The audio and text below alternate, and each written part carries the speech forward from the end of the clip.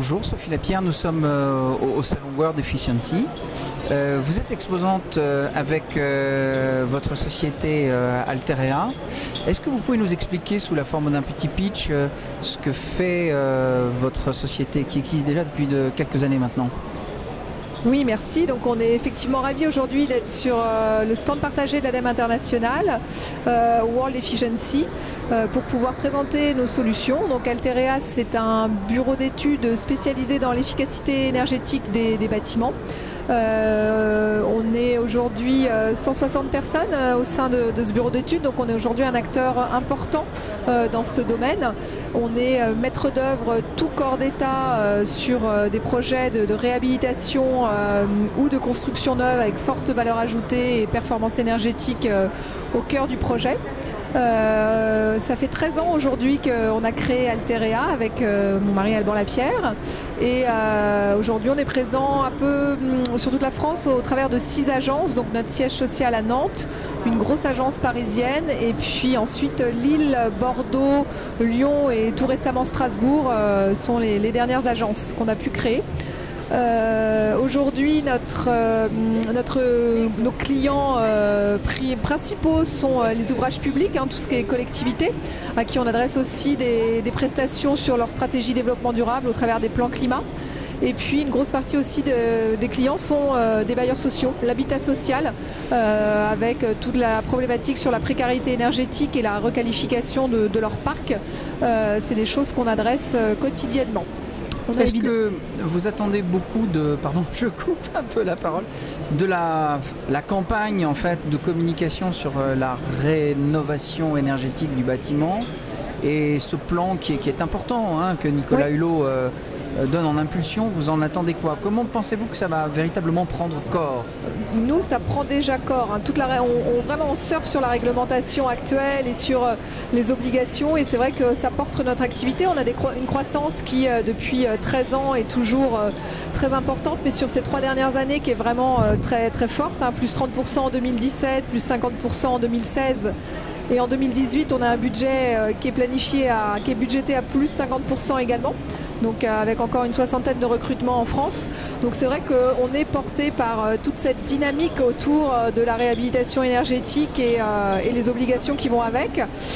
Le décret tertiaire qui cette année est un petit peu tombé à l'eau était un peu un regret, mais on compte bien que ça reparte en 2018 avec ce décret tertiaire. Mais les autres activités, comme vous le voyez, là, portent largement toutes les affaires qu'on peut faire. Donc en France, c'est vrai que la réglementation et les orientations politiques sont vraiment en faveur de notre activité et en sachant toujours se renouveler, être au service de nos clients, bien être à l'écoute de leurs attentes et des nouvelles problématiques qu'ils rencontrent, parce que vraiment la réglementation évolue toujours. On est aujourd'hui placé comme un expert dans ce domaine-là et reconnu par nos clients. Le Club ADEME International et votre stratégie export. Oui. Vous êtes membre du club depuis quelques années aussi. Quel type de pays visez-vous? Quelles sont les problématiques que rencontrent vos clients à l'étranger? Comment les sélectionnez-vous? Comment les approchez-vous? Et quel retour d'expérience vous pouvez faire aussi de ce travail qui est un travail, je dirais, de longue haleine d'exportation? Alors nous, on a démarré en 2013 avec une implantation pour l'international, une implantation effective vraiment en 2014 en Asie et en Chine. Donc on n'a pas choisi le plus simple avec toute la problématique effectivement de compréhension, de différence interculturelles. Oui, différences culturelles effectivement dans les échanges commerciaux et puis même dans les prestations autour de notre métier. Donc ça a été vraiment des visites et des rendez-vous clients qui nous ont permis de qualifier les prestations qu'on allait pouvoir transposer, et encore c'est pas vraiment transposer, mais en tout cas mettre en place là-bas. Et c'est vrai que là-bas on ne paye pas tellement la prestation intellectuelle, c'est-à-dire que toute notre partie AMO conseil qu'on a développée en France et qui a porté le début de notre activité, on pensait vraiment démarrer pareil en Asie avec ce volet-là. Et rapidement, on s'est rendu compte que pour eux, c'était très bien de donner des conseils, mais c'était pas forcément comme ça qu'on allait être rémunéré. Ce qu'il fallait, c'est vraiment mettre en place les travaux.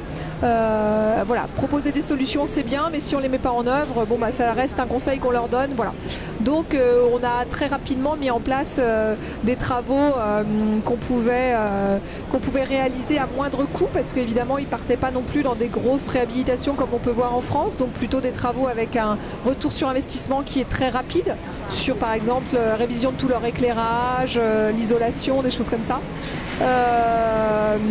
Et voilà, donc on a une activité aujourd'hui qui est basée à Shanghai, mais qui dessert évidemment la Chine, mais aussi l'Asie, puisqu'on suit nos clients internationaux, par exemple comme Hermès, pour lesquels on a mis un suivi énergétique en place dans tous les magasins d'Asie, aussi bien à Singapour qu'au Vietnam, et puis les magasins de Chine également.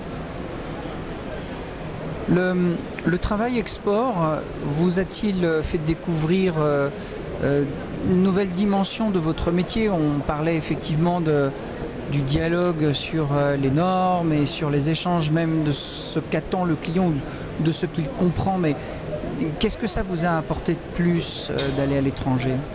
Pour des entrepreneurs, c'est vraiment hyper intéressant intellectuellement de pouvoir aller exporter, se challenger sur des nouveaux marchés auprès de nouveaux clients qui ont des nouveaux besoins, et effectivement ça demande une adaptation aussi qui nous permet aussi en France de s'adapter à d'autres contextes. Donc on utilise vraiment notre expérience qu'on peut découvrir à l'international pour pouvoir améliorer aussi notre croissance en France et être toujours à l'écoute de nos clients. C'est vrai qu'en Chine, il a fallu se remettre énormément en question, s'adapter, et voilà, donc ça je pense que c'est une force. On n'a pas commencé par le plus simple, je pense, voilà. Mais du coup, je pense que les prochaines tentatives à l'international, expériences, seront, on l'espère, voilà, différentes, mais peut-être un peu plus simples. Il y a toutes les réglementations de ce pays qui est compliqué aussi. C'est vrai que nous, en ouvrage public en France, on est très performant, on accompagne beaucoup de collectivités, et là-bas c'est très fermé. Ou alors il faut des attestations, il faut des autorisations, et voilà, ils nous autorisent pas à faire des audits énergétiques sur des bâtiments publics sans avoir une telle ou telle attestation, qui est pratiquement impossible à avoir pour des étrangers. Enfin voilà. Donc on se heurte à des choses comme ça. Ça nous fait aussi rentrer dans des clubs, alors comme le club ADEME International, qui nous a ouvert à beaucoup de choses, et comme d'autres choses aussi sur des partenariats entre la France et la Chine, au travers de villes durables comme Wuhan, ou voilà, et pour lequel effectivement ça nous ouvre aussi d'autres horizons, et voilà, le MEDEF également auquel on adhère, et qui nous permet aussi d'entrer dans d'autres sphères et qui sont intéressantes aussi, quoi. La fonction d'accompagnement et de support qu'apporte le club ADEME International, qu'est-ce que vous pouvez en dire? C'est quoi le bénéfice que vous avez identifié le plus directement, disons? Alors c'est des échanges avec les membres, et puis c'est des contacts, énormément de contacts.